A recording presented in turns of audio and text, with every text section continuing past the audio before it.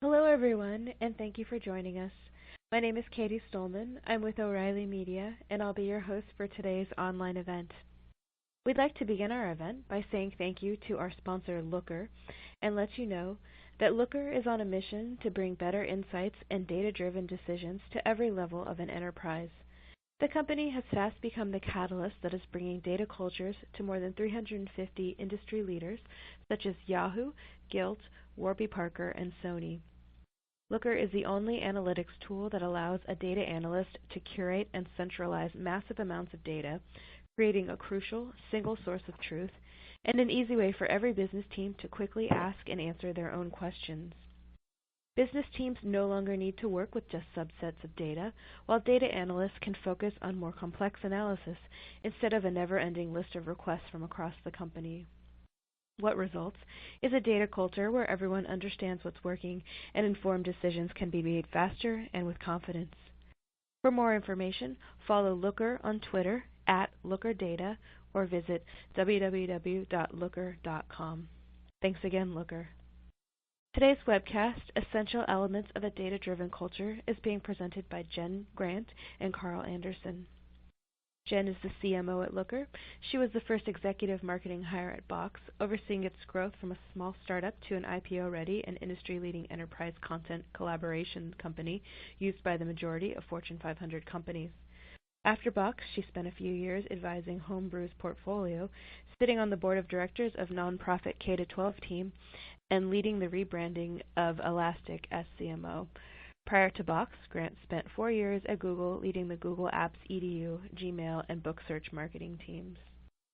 Carl Anderson is the Director of Data Science at Warby Parker in New York, overseeing data engineering, data science, supporting the broader analytics org, and creating a data-driven organization.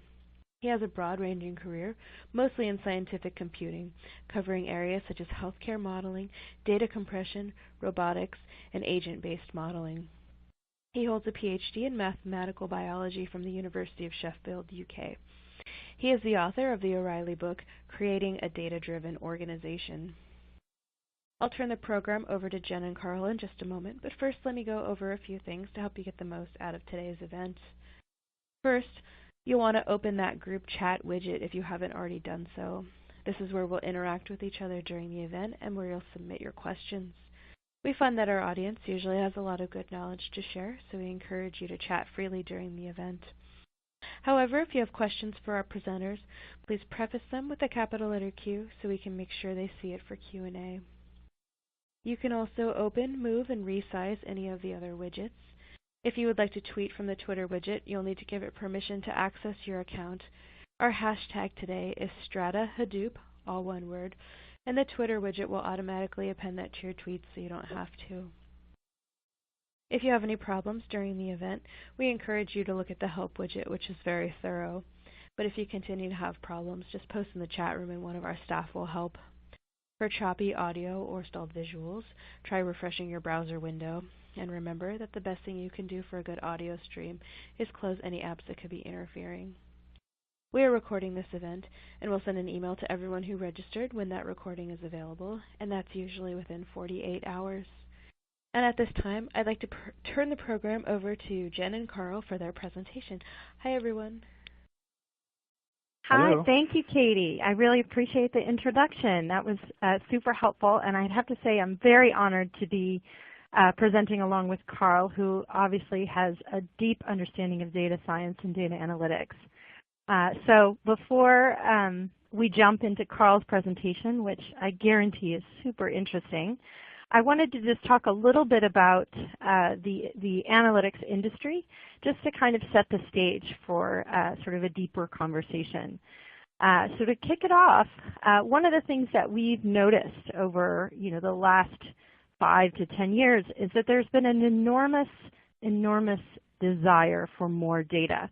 Everyone from management consultants like McKinsey and Bain to companies like Google and Facebook have really been showing us the value of collecting more data. And that seems like an obvious thing to say today, but it was something that was built over the last couple of years. Now, when you understand that everyone loves data, it's no question why all of a sudden we now have a lot of innovation in how people store data. So we have fast, cheap databases, whether it's MPP databases like Redshift, Hadoop, Google's BigQuery. All of this innovation has happened so that almost every bit of data that we can capture, we are storing. And that is due to the fact that there has been this tremendous love of, hey, there is something in this data that will help my business with insights. But one of the questions that we ask ourselves is, has analytics innovation kept up? We have now been able to store terabytes, petabytes of data, but are we able to actually analyze it? And when you step back, the answer becomes, well, maybe not. So let's take a look at the data experiences that people have today in most businesses and some of the issues that they are encountering. So the first thing, or the first experience, is what we at Looker sometimes call the Joe problem. We hear this a lot from many of our customers. And it can be Joe, it can be a team of data people, but the real concept is that the analytics solutions, most of them are legacy, are so complicated that only a small number of people can actually get at the data and do the analysis. So all of the people in the business who love data, who want answers to their questions, who want to be data-driven, have to wait. And whether it's waiting in a queue among everyone in the organization and all of their requests, or eventually giving up and not asking the questions. These are both things that we've seen in companies that we've worked with. And on the flip side, it's not Joe's fault. Joe and the data team are really being inundated with all of the questions across the business. And in most cases, that was not the career that they wanted. The career that they wanted was to do complex and interesting analysis that could change the strategic direction of the company. And instead, they're bogged down by question after question, sometimes even the same question just a month later, that keeps them busy all the time, and they aren't able to actually get to the interesting analysis that they really want to do.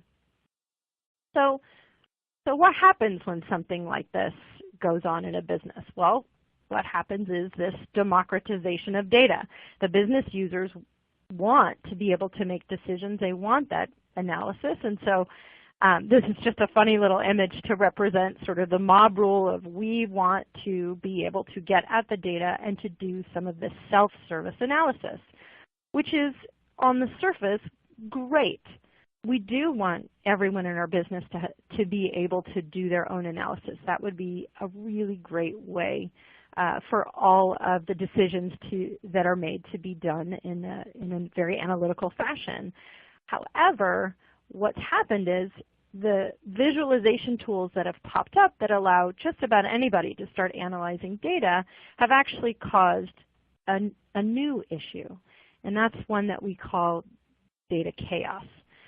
Because what happens is all of a sudden these individuals at the business are grabbing subsets of the data, whether they go through the data team or whether they have their own subset of data. It might be their Salesforce instance or Zendesk or NetSuite or Marketo, or perhaps it's a proprietary product system that's collecting events, or it could be web analytics, whatever it might be.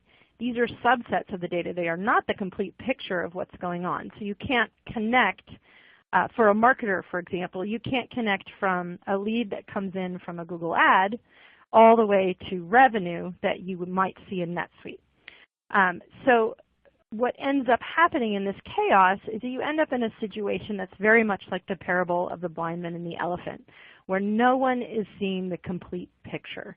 Everybody is touching one side of the data, and you end up in conversations in your business that are about, well, whose data is correct versus what is the strategic direction that our business should take next, and how can this analysis inform what we should do.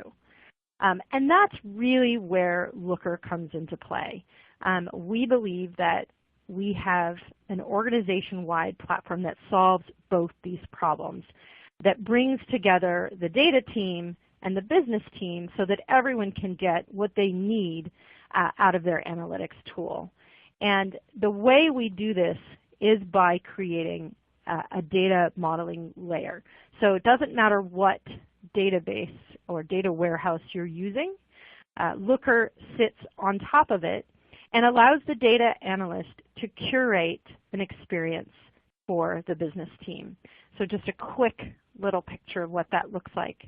The data team can go in and describe what is in the database, whether it's just naming what this particular piece of data is, but most beneficial is being able to create those metrics that are logic across your entire business. So for example, if the business decides that an active customer is someone who has logged into the service 3 times in 7 days, well, that becomes a business metric that your data team can create, and then everyone in the business can pull from that metric. It allows for a much better experience for the business users because now they can reliably explore the entire data that's available. And it also allows the data team to give this self-service experience to the business team and not have to answer the quick or smaller questions so that they then can instead focus their attention on the more complex analysis. So this last slide is just a quick view at what a business team would experience. And some of the real interesting benefits are that it's not just a static dashboard or a static email. This is a live exploration platform where a business user can view charts, graphs, whatever, but click down to the row level details should they need to. And these are all, Looker actually is on the web, so if I wanted to share this dashboard with anyone in my team or anyone across the company, I can do so with a link. And it's not, again, a static dashboard. It's something that anyone else can also explore and click in and click out and ask questions. Maybe we should look at this monthly. Maybe we should look at this daily. What are the different ways we can categorize what we're seeing so that we can have a conversation about what is going on in the business versus a conversation of, well, did you really define the sale price the same way that I defined it when I did the analysis? So with that short intro, I want to turn it over to Carl to talk about he built a very interesting data-driven culture at Warby Parker, and what were many of the things that they were thinking about and what he learned in the process. And so I will hand it over to Carl. Right. Thank you very much, Jen, and thank you very much, everyone, for joining us. Yeah, so I've been thinking about what it means to be data-driven and what are the essential elements of a data-driven culture for a while, and I tried to capture those in a recent book that's published by O'Reilly. So in the rest of this presentation, we're going to talk through those ideas, like what does it mean to be data-driven? What's the culture that you need around across your organization to get everyone on board and really leverage data as a strategic asset.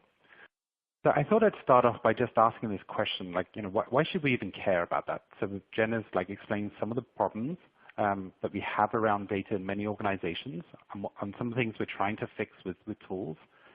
But if we're collecting this data, why should we even care about being data-driven? I'll say what data-driven, my perspective, data-driven means just a little bit. So if you think about in your organization, who is probably one of the most data-driven people that you know? For many organizations, it's going to be the chief financial officer. They're in Excel every day, going through reams of data, and they're making real strategic decisions based on those numbers and those projections and those models. So if you're trying to convince the CFO, we need to invest and become more data-driven, then I have good news for you. So you can make an argument to him or her that being data-driven pays off. And you can make an argument in terms of actual value, actual dollars. So here are the results from a study from a few years ago in which they tried to control for as much as they could. So they had this large regression model which they tried to control for company size, segment, company age, number of employees, all those kinds of things, and try to tease out what if you're data-driven, what's the impact on the business? And they found that it's between 5 and 6% more productivity, it's higher asset utilization, higher return on equity, and just more generally, like it's better for the business in terms of the bottom line.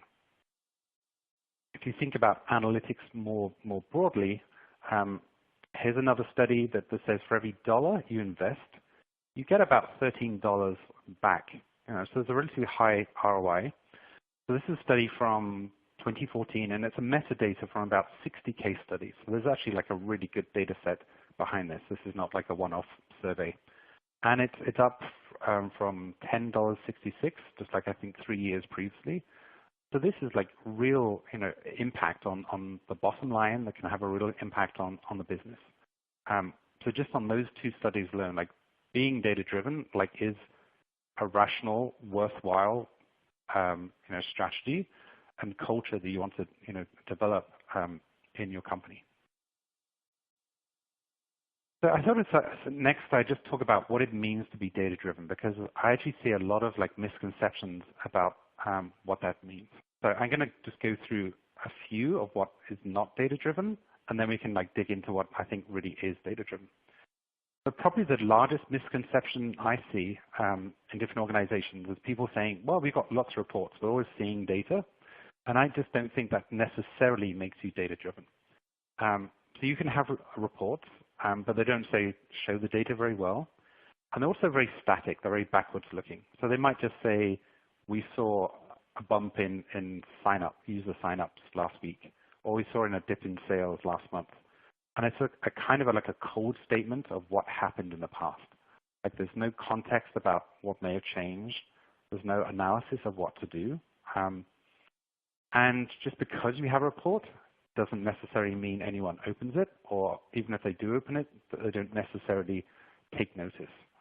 They can very easily ignore it. So reports from looking at the data and trying to understand what's happening in the business is of course really important, but just because you do that doesn't mean that those insights are actually changing the business. The same thing is true, I think, with dashboards. So dashboards are kind of like all over the place. There are some that are just so confusing and so cluttered that it's hard to know what's happening, like what are you supposed to do with the information. And again, they are typically like just showing a snapshot of what's happened in recent history, and it may be broken down by geography. But again, just because you have a dashboard doesn't mean anyone's looking at it. So Jack Dorsey, who's the CEO of both Twitter and Square, has this very nice idea that they implement in Square, is that they have a metric of how many people are actually looking at those dashboards, how many people actually open those dashboards and look at them daily.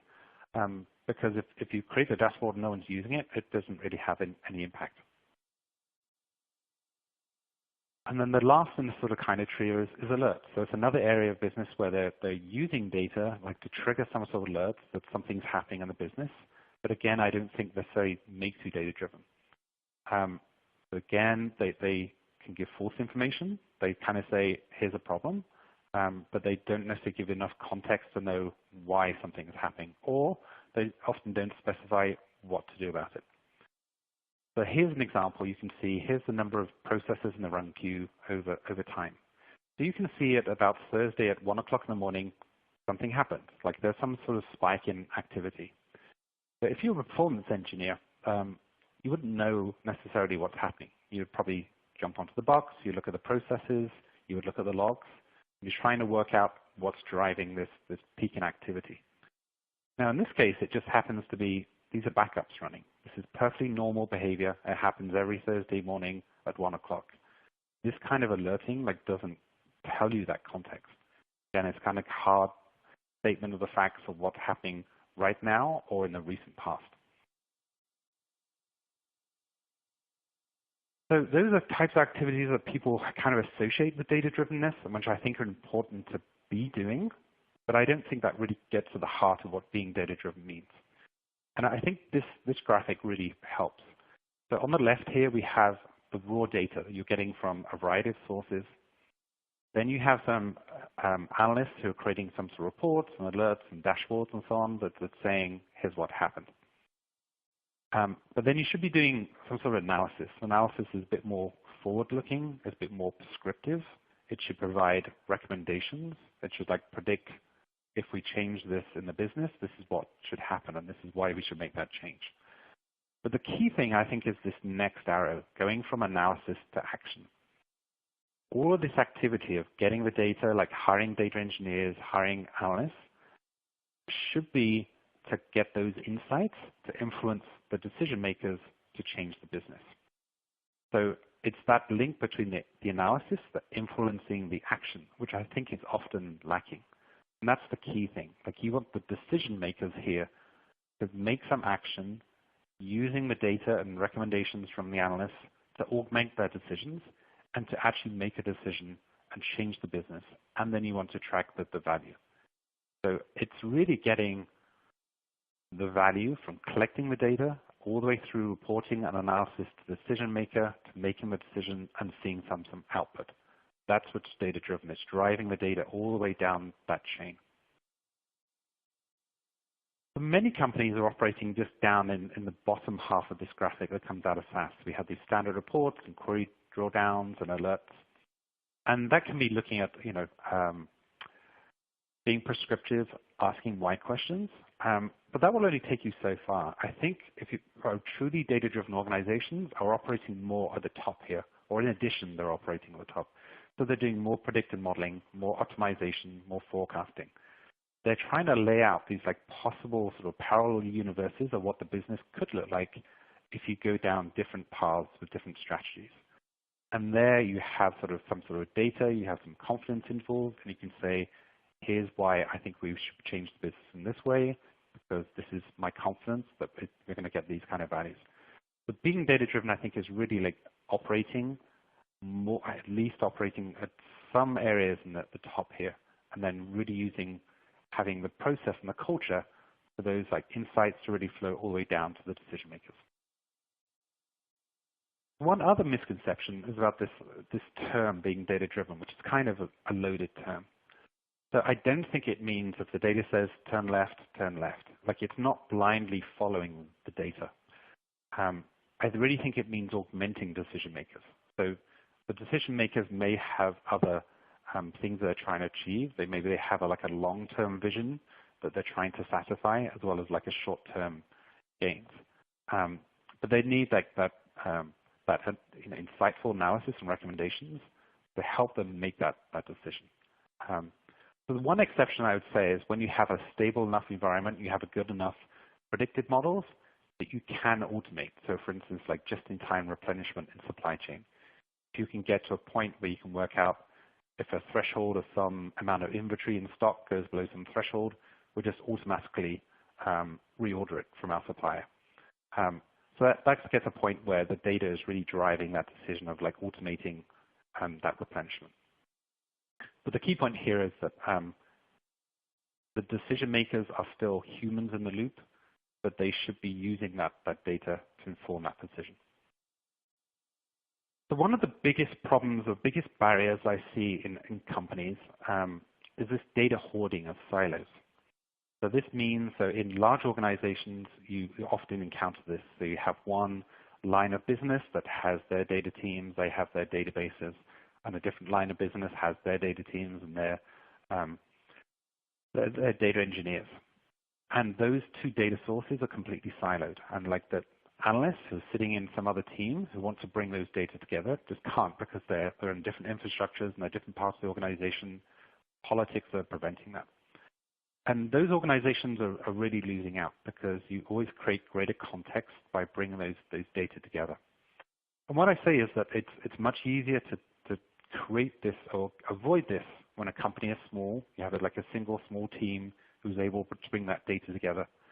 And as organizations get larger, and then they want to become data-driven, they already have this inertia, they already have infrastructure, maybe they've acquired organizations that have their own data sources and teams, and they have trouble integrating them. So you really have to start early. But this bringing data together and realizing things that are like better than some of the parts is really key. And I think Jen has a nice example for one of her clients, which she's going to share. I do. So we have a wonderful nonprofit that uses Looker. And Donors Choose, if you haven't heard of them, basically they reach out and teachers across the country submit projects that they need funding for. And then donors come on their website and get to choose different projects that they can fund, whether it's adding instruments to the classroom so that they can study music, or computers so that they can do some additional stuff and learn about technology. There's all sorts of wonderful projects that happened. And Donors Choose actually is a great example of connecting the dots, but also this open sharing culture. So when they first implemented Looker, they realized across the company lots of interesting insights about how and why people were donating and how to increase sort of donor retention, so getting donors to come back. And one of the interesting insights they stumbled across was when a donor receives a handwritten thank you note from the children in the classroom, they are 50% more likely to give again. So that just became an easy option to turn on for all people who donate. So that was a wonderful thing that they learned. But additionally, they started to realize that because they now had access to this data and they'd collected or they connected between all of the silos to really understand everything that was going on, they were able to share what was happening with many of the larger organizations that donated to Donors Choose, like Chevron and Google and the Bill and Melinda Gates Foundation could now have access to understand where their grants were going. And then just recently, they had the realization that they could actually allow anyone, whether it was a data scientist or a teacher, access to their system so that they could look around to see, well, which states are getting the most funding and what type of projects typically do donors get excited about. And as a teacher, how can I create a project that will be interesting to the people who are donating on Donors Choose? And that has been a very interesting way to say it's not just an open and sharing culture internally.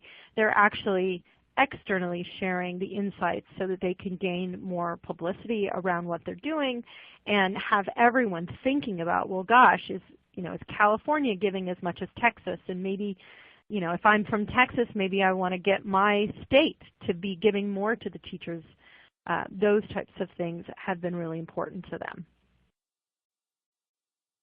Great, thank you. So just to reiterate those general points then. So whenever you bring data together, you're going to create a richer context about whatever it is that you're interested in.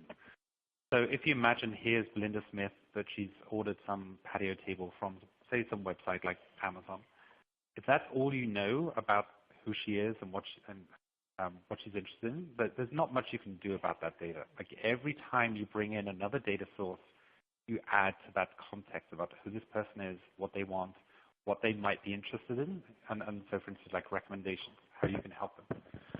So for imagine if you were to bring in Google referral data, you might see that she did a search for patio tables and then clicked around 15 different pages to find that one.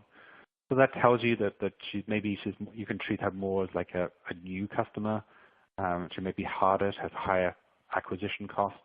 But if you pulled in her transaction history, maybe she has made multiple purchases on our website, and maybe there's been a recent spike. Maybe that tells you something about some things going on. And it's not just internal data, but external too. So for instance, the US Census Bureau has a nice table of first name versus probability of being female. So you could pull that in and then work out which your customers are likely to be male or female. You can purchase data sets or based on zip code. What are the demographics that might tell you more about who she is, how affluent she is, what kind of neighborhood she lives in. So every time you bring in a data set, you're going to understand what this entity is more, and that gives you kind of more power to do more things, such as create recommendations or create more tailored services and give a better customer experience. So one of the key things, and we heard this in the introduction, is this phrase of the central source of truth. And that is like just so important. Like it's not just about just having the data around, but you need to know that it's reliable, and you need to know which is the correct record you need to go through. So one of the kind of the shocking statistics about like 1/3 of business leaders like make decisions with data they can't trust. And that's just terrible because, as Jen mentioned earlier, we are collecting a lot of data. Like we have the ability to collect all sorts of information. But if we just can't trust it, it's not as valuable as it could be. So there's a couple of kind of layers of this. One is like just the raw data itself. And there's lots of ways like we can have poor data quality. So you imagine Joe earlier. So he's at work and he collapses and he has to go to hospital. Well, the first thing that happens when you go to a hospital is that you're given a clipboard and you fill in all your personal details, your social security number, your contact details.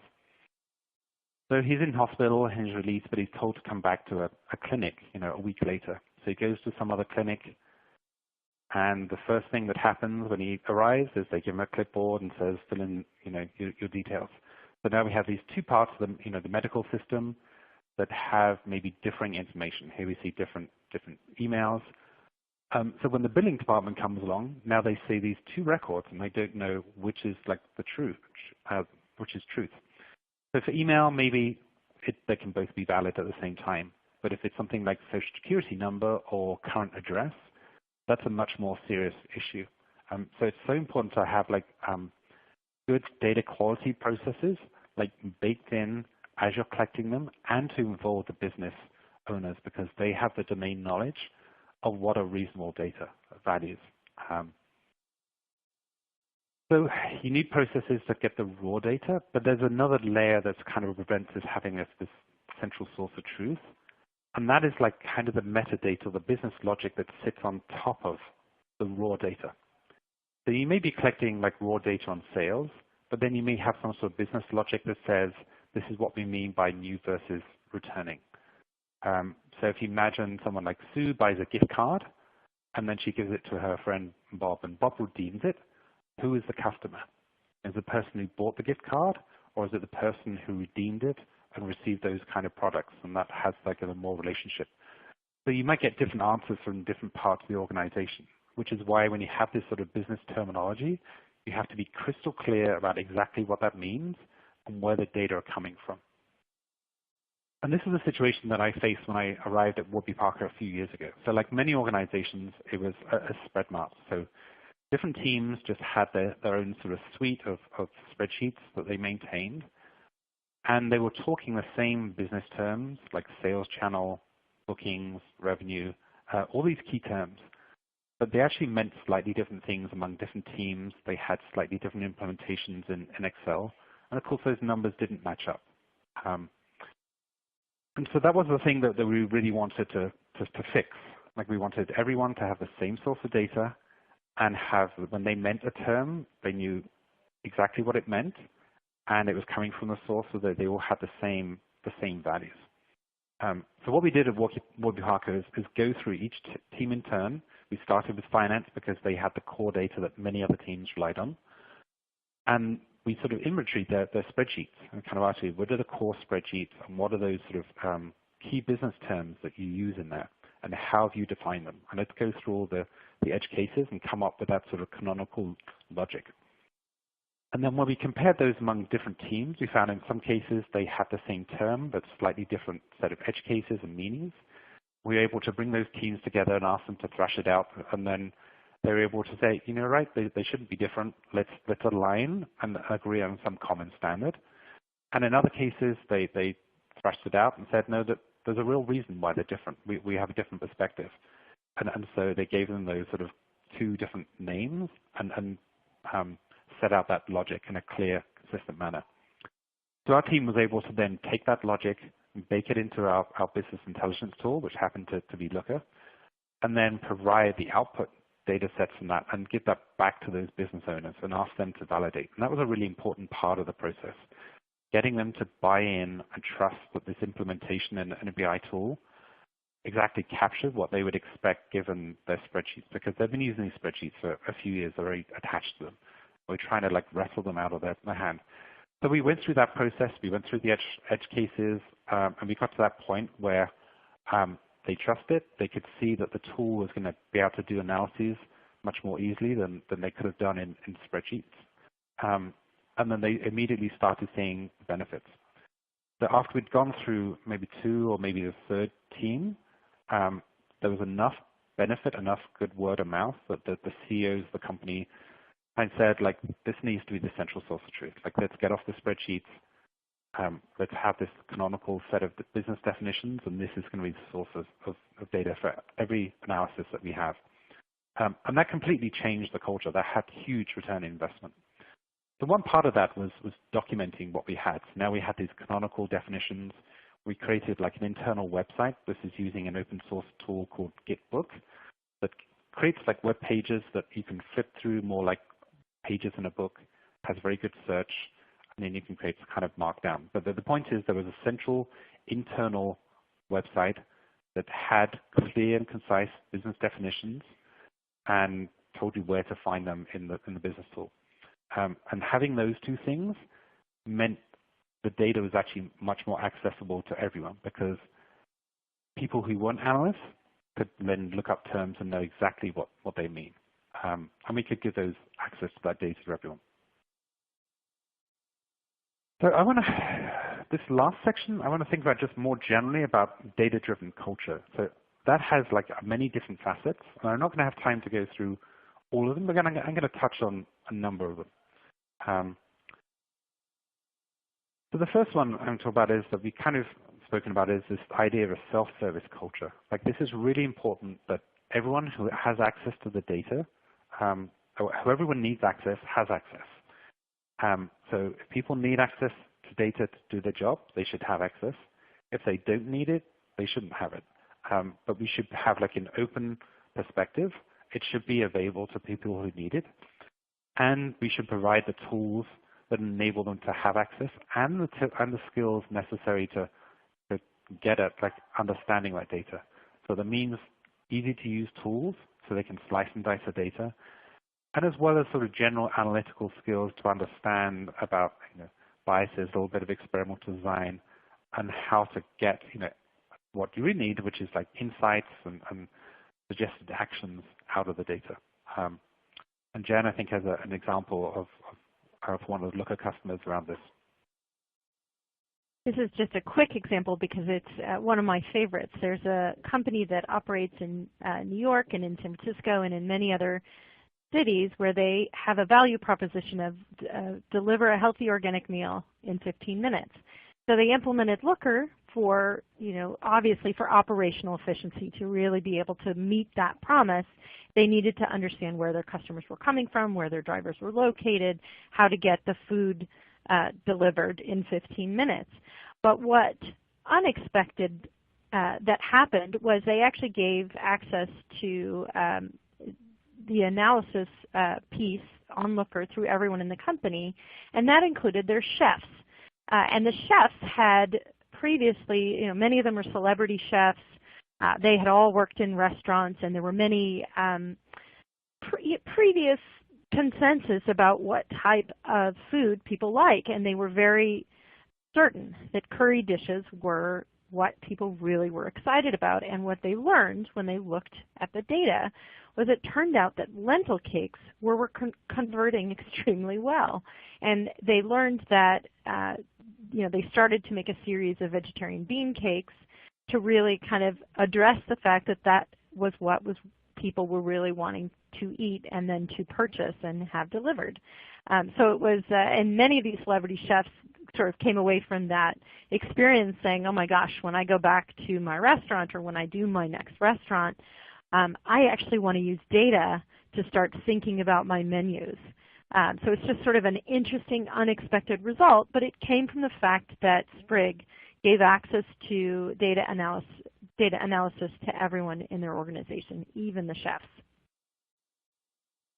Yeah, that's great. So we do the same thing at Warby Parker. So we started off with analysts because they are the ones that were generating reports and drilling down the inquiries. Then we opened that up to their managers so they could look at the dashboards and see what's going on. And then we started opening up to other people. So operations, we had people making operational decisions.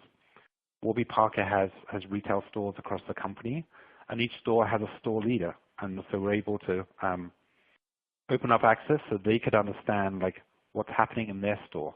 You know, what's the foot traffic to the store over different days, how's that correlating with the sales and the number of staff on hand. And so it's kind of like concentric circles. We just like opened that up to more and more people. And so now we have a very high proportion of people across the company in all sorts of teams that have access to the data, and they have the tools, and we help with training to make sure everyone understands how to use the tool to get at that data. And it just helps those teams that have not been used to using data before because it's been too painful to get from other sources, or they just haven't had the skills because they're not analysts to sort of slice and dice that data and work out what's going on. Okay, so we talk about like a self-service culture. So the other is what I've just kind of said is about a broad data literacy. So we need like every analyst to have good skills, and we don't. If we have an open, service culture, you want everyone to have good skills to use those BI tools. But I also think that we need a broad data literacy among all the decision makers because they're the ones that are taking those analyses and making the decisions. So they might be like presenting those ideas to the board, making decisions, very important strategic decisions to the company. And many of them don't have a data background, but they should. So they should be data skeptical. They should at least have a firm grounding in experimental design. Because if you're getting data from an A/B test, like you want to make sure that you understand the setup enough to understand if there's any biases, whether you can trust the data, whether you really trust the analyst's recommendations. You want to be able to see whether people have stretched interpretation of the data too far or the danger of extrapolation. So there's a few key sort of basic skills that I think that all decision makers and senior managers should have. And in fact, one of the things I do is create like a statistics for managers class internally to make sure they have some of those skills. And we also create like an internal book on experimental design that we use quite broadly. Okay, so another facet is this really important one about like having an objective, inquisitive culture. So if you imagine a scenario where pretty much everyone has access to the data, they've got those skills to be able to get at it, slice at it, and they have, say, some understanding of experimental design and how to think about the quality of data, then you should be able to get to this point where everyone is questioning it and having like an open, non-confrontational culture.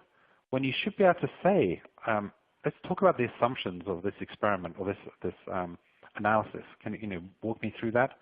I'm not sure I believe those assumptions because I know this other data set here that has a different perspective.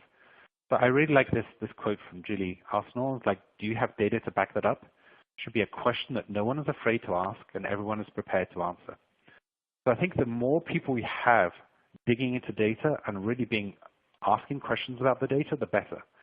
So for instance, one thing that you can do is just have this idea of a data dive.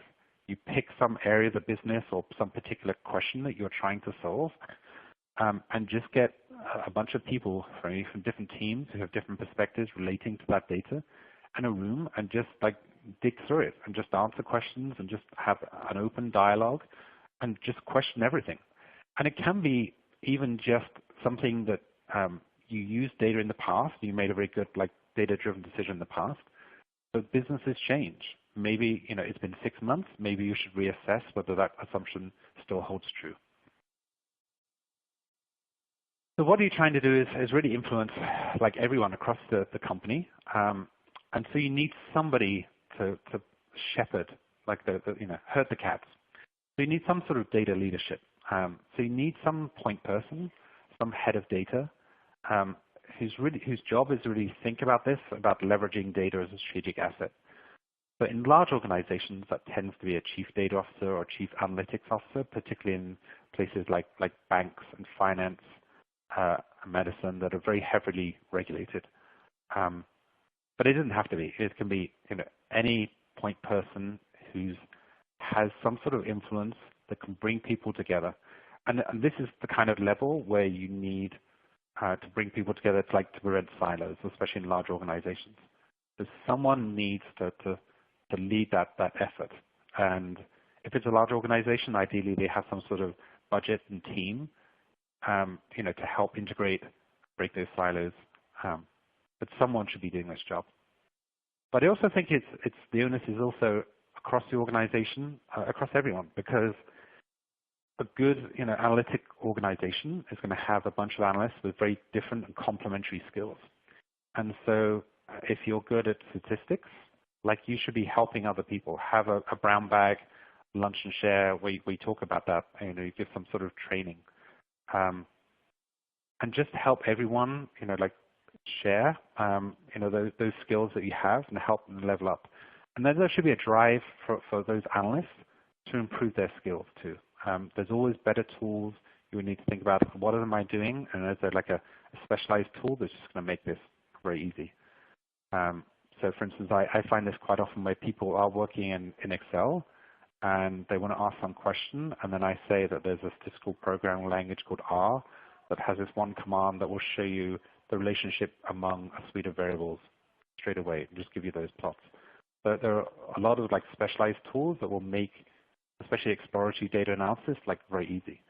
So we should be thinking about that kind of thing. There should be pressure for people to be productive and learn those skills to be productive. So if you think about all those different aspects, so what we've been talking about is the data, getting the right kind of data and having the right data processes, thinking about data quality, involving the business to think about data quality checks, and having them involved in really identifying data quality issues as upstream as possible. You need to hire good analysts. You need to think about how they work as a team with complementary skills and how they have sort of centralized training. You think about how that analyst organization fits in the organization. There are pros and cons for centralized versus decentralized analytics. Centralized, it's easier to maintain standards, provide a career path, provide training and tooling, but they can often be kind of a little disconnected from the business. Whereas decentralized, you have analysts in the individual teams, they're very connected to that domain, they're very connected to the goals of that team, but you run the risk of sort of duplication of effort and relaxation of standards. So ideally, you want to find some balance between the two. If you have that strong central data leader who can think about training and tooling around data. And then one of the key things is this idea of thinking about how decisions are made and make sure that they're really being used by data and not by gut. And so HIPPO here is this idea of the highest paid person's opinion. You're trying to create a culture that makes it very hard for someone just to say, well, my gut says, let's do this. You want to have a culture that says, well, did you see this data? Maybe this says something else. So you need some sort of leadership to bring all these different aspects together and drive that culture, and then you just need that everyone involved with the culture. You need everyone involved, you need open access, you want to have everyone to have the skills and to be inquisitive. So those are some of the different facets. There's a little more detailed in the book about all of these. But that's what we're trying to drive. It's not just about the data itself. It's not just about tooling, but there's these very wide-ranging aspects of culture that together can really shape a business and really make it data-driven. So with that, I'm going to hand back to Jen, who's going to talk about some of these different, again, kind of recap some of these with some examples from her customers and clients. Great, thanks, Carl. So we're about 10 minutes left, and I don't want to cut off any questions. So I'm going to very quickly tell a couple of little stories. And Carl, I think you should take a look at the Q&A because there's a couple of good questions, and I think most all of them are for you and kind of how you did some of the things you did at Warby Parker. So while you take a look at those, these are just a few examples of customers of Looker and the different use cases that they achieved. And one is HubSpot. HubSpot actually embeds Looker into Salesforce, so they pay commissions based on not just what revenue their sales reps closed, but also they look at churn and the activity of the particular company over time. So the data needs to be right. So being able to use Looker as a way to make sure that the data is reliable and connected between all the systems becomes especially important because it's dealing with sales commissions. They use Looker for many other things, but this was an interesting use case that I wanted to share. Another example is Dollar Shave Club. They actually use Looker on the marketing side, and were able to connect that when someone bought one product, that they were very, very likely to buy a different product. And so looking through their, looking at Looker and understanding this, they were able to run a marketing campaign that was, basically presenting to customers this other product. They achieved 100% ROI on this sampling program, and and had done it because of the data in Looker. And then the final example is from a company called Carbonite. They actually are also using Looker for marketing, and they had previously had silos of data in different marketing tools, and would talk about how, well, one person would get together with someone else, and they would say, well, let me tell you about the clicks on my ads, and the other person would talk about, well, and here's what's converting on the website. And so the connections they were making between the data was really through conversation. And when they were able to join all that data in one place, they very quickly were able to gain insights that weren't just through conversation, that were actually through following the data from the ad click all the way to revenue. And in particular, they found a few insights. One was there was a tiny little link at the bottom of some of their emails that was to a case study, and it turned out more than half of all the clicks on their emails went to that tiny little text link. So obviously they needed more case study content because there was a lot of interest, and they needed to start testing, well, what if we made the link bigger? What if we had the email just about the case study? So they were able to sort of start a whole new project based on what they'd learned about joining all their data together. And then this is my final slide, just looking at some of the different industries that are using Looker, many different use cases like I shared. And what I would love to do now is just turn it over to Carl and to start answering some of these questions that you've sent to us. Yeah. Thank you, everyone, for your great questions. So we have several, I think, kind of related. So let's start with Chip's question. So do you have any suggestions for achieving consensus on data definitions among the various stakeholders? So Warby Parker was maybe 400 people at the time. So there was just a few dozen sort of key analysts and directors that kind of like own those definitions. So as I said, so we made an inventory for each team. What are your key spreadsheets? And then for each spreadsheet, we went through and listed out what are the key terms. In your final output tables, your final axes, what are all those terms? And just made like a big list. And then we kind of made a matrix and said, like, who's using this term, which teams, and we just literally got those people in a room together. Said, like, we need to come to consensus.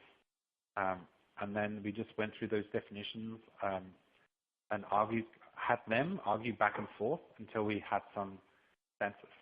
And in some cases, there were some sort of questions, whether an edge case was really that important or not. We were able to go to the data then and say, you're arguing about this edge case that represents 0.5%. Let's not worry about it. Let's just take it out. Let's keep it simple. So that was one of the driving things, was just keep it simple that everyone can understand. So I think some of our definitions definitely got simpler over time. One of the other things that helped is after we'd done this with a couple of teams and they could start to see the benefit, our CEOs both said that every team has to get on board, but they made this like a very public company-wide priority.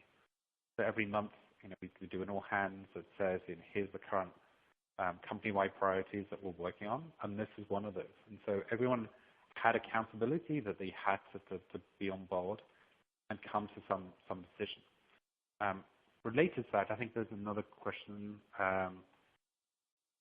We're saying during the transition to spread mark to central truth, how did you manage quality to control to ensure that newly agreed upon definitions were being properly applied? What would you have done differently? So when we got a definition, we put it into our BI tool, Looker.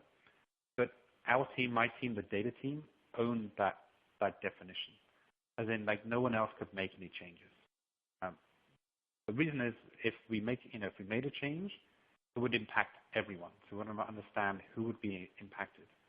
So the quality control was kind of two parts. Is us putting it in our implementation, the BI tool, but then creating those data sets and handing them back to the business and saying, what you've told us, this match your understanding.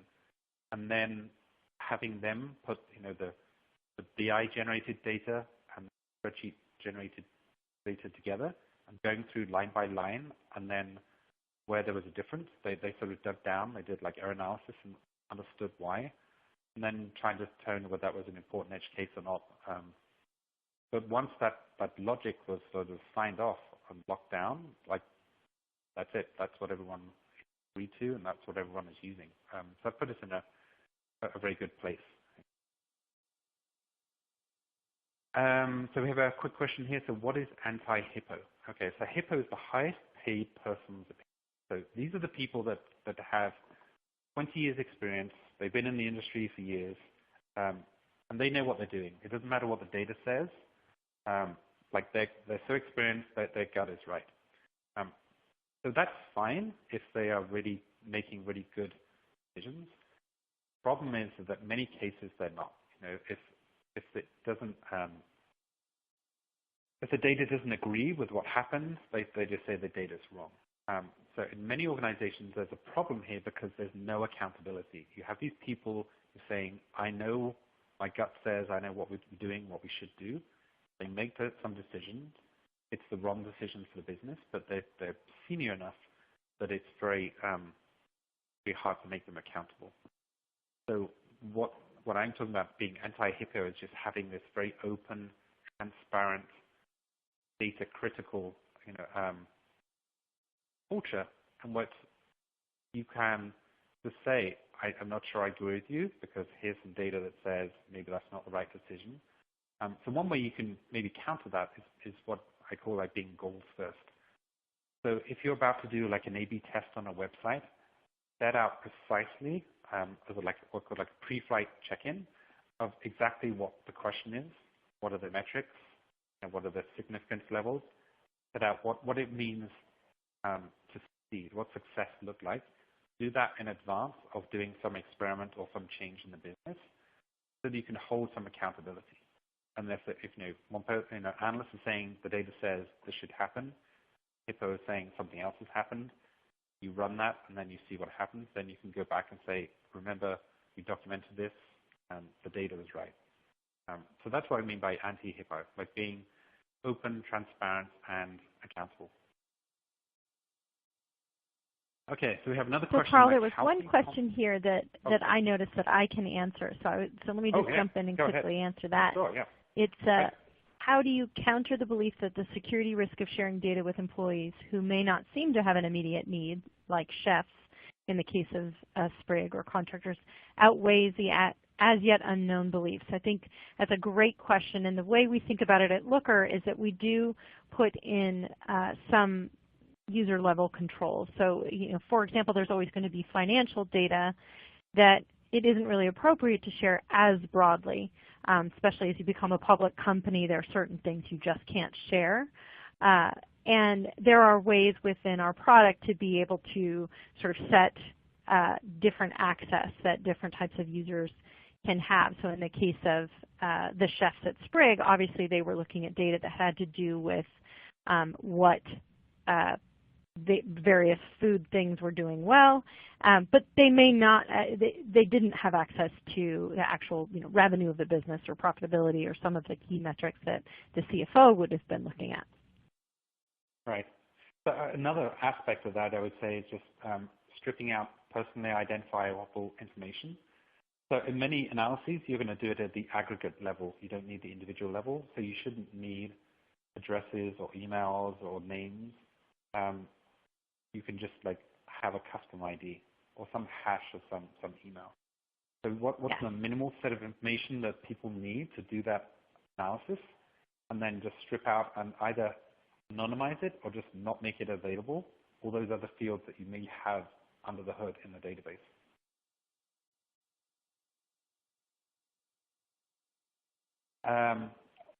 So Jen, there may be another question that you can answer. So where would decisions like what qualifies as an active user be documented? So everyone's on the same page. Yeah, I think in the case of Looker, it's documented in a couple of ways. The first is, of course, everything that Carl spoke about with creating a data dictionary where everyone decides together what is the logic. But in the actual product of Looker, that metric is created in the data modeling layer. So it's, in the sense of documented, you can look at the code and say, aha, I see that it's pulling this field and calculating this thing and then calling that an active user. And then on the, so your data analyst can actually see the code of exactly how it is being created from the data. And then on the flip side, everything that Carl said about creating a data dictionary is sort of a way to communicate that to the business users so that they can use it appropriately. Yeah. So as I mentioned, so we have this internal website which we call the data book.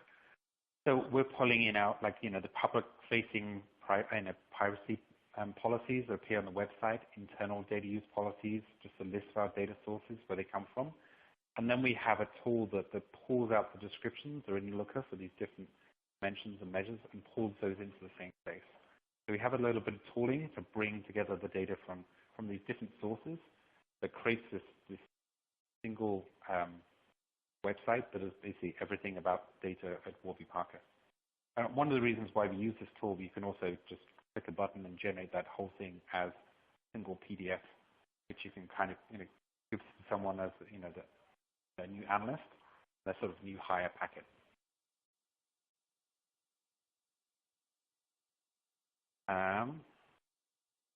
Maybe I take one more question here. How can you cultivate the want to analyze data in an organization when it is currently absent? So that's a really tough question. I'm not sure a really great answer. So one is you want to create the data-driven culture as early as possible. Do it as early as possible, like even when you're a startup, make sure you're collecting data. You have this data quality perspectives in there. But the other thing is to coming into new organizations, like find these kind of small. Sometimes it's not, there's some low-hanging fruit where you can find some example, do a quick analysis, and show some insight that someone wouldn't have had because they didn't have the tools. So the first thing I did at Warby Parker is just literally, when I arrived, was just sit down with every team, all the analysts and all the directors, just trying to understand what they were trying to achieve, in particular with data, like what data they had and things they couldn't do with it, and what data they would like to have. And then in some cases there were some simple wins that we could just do analysis or do a simple automation that saved them hours of time. And it didn't take much of our time, but it built up that trust. When you start building that trust, then people are more willing to work with you and work on more sort of activities that may take a little longer and involve a little more input and effort from their So Jen, do you want to answer this question about are there any government organizations? We don't have, as far as I know, we don't have any government organizations using Looker yet. Okay. Okay, so the first question, what was the most important thing you did in your first 90 days at Warby Parker? So I guess the first thing is just like understanding the landscape. So there was no data infrastructure when I started. Every team was working with their own vendors using vendor portals and dashboards. So one is just going through like meeting with everyone and just understanding what was there and what they needed. So in some cases it was like to join this data with this other source, but they're in different places and no one here has skills. We're no data engineers. We have to do that. So just creating this literally a map of the state of data. And then again, just identify what's the most important thing that we can do that's going to help have the greatest benefit. So there was a mix of small wins, very small projects, and then major project, which was we had an enterprise resource planner that was in the cloud that people had been getting most of their financial sales data out of. We did some work to pull that into a central database that we could create a warehouse, so we had control of our data, and we could start building tools, dashboards on that. Okay, so we maybe just have one last question. Are there any good intro training courses for leveling up data skills out there? So there are a lot of different types of courses for different types of people. So there are some good courses on data journalism, but it's more about sort of getting data from websites and just how to use Excel so that people starting getting data can understand it. There are more in-depth courses, Sarah, Khan Academy, there are a few others that have very good data analysis. Udacity is another one that has very good data courses. And those are more sort of data analytics. And then there's a whole suite of different kind of classes for like machine learning and understanding more advanced sort of tooling for like really understanding data. So again, Coursera and machine learning is very good, but there's a whole bunch of them. So the key ones I think are Coursera, Udacity, Khan Academy is good. Really Great. kind of and I would add to that at Looker we're thinking about beginning to offer training ourselves. First starting obviously with our product, but we have been thinking about how we can extend outwards to how to read data and how to become data driven. So I think there's a final question, so I was going to go ahead and answer it real quick and then hand the program back to Katie. And the question is, does Looker integrate with other analytics tools and which? So we actually have, we are a platform, so we do have APIs that allow you to integrate Looker with just about anything. We can be embedded in a lot of the sort of day-to-day tools that your business users use, like a Salesforce. As an example, that's how HubSpot uses us, but really we can be embedded in almost anything. So our basic philosophy is that we want to be a part of whatever the workflow of your business users is. And then, of course, if you do have specific tools that you want to integrate with us, I highly recommend that reach out to us. Come chat with us. We'll show you a demo. We can answer all your specific questions about the tools that we work with and how it would work to set us up in your organization. And so with that, I will hand off to Katie. Well, thank you so much, Jen and Carl, for being with us today, for presenting such an outstanding webcast, and for sharing your knowledge and expertise with our audience. You're welcome. We'd like to thank all of you that attended our webcast today and hope you've benefited from it. And we thank you for submitting questions and participating and being a part of our webcast. And as we close out, we'd like to say a thank you once again to our sponsor, Looker, and let you know that Looker is on a mission to bring better insights and data-driven decisions to every level of an enterprise. The company has fast become the catalyst that is bringing data cultures to more than 350 industry leaders such as Yahoo, Gilt, Warby Parker, and Sony. Looker is the only analytics tool that allows a data analyst to curate and centralize massive amounts of data, creating a crucial single source of truth and an easy way for every business team to quickly ask and answer their own questions. Business teams no longer need to work with just subsets of data, while data analysts can focus on more complex analysis instead of a never-ending list of requests from across the company. What results is a data culture where everyone understands what's working and informed decisions can be made faster and with confidence. For more information, you can follow Looker on Twitter @LookerData or visit www.looker.com. Thanks again for joining us. This will conclude our webcast today. Goodbye, everyone.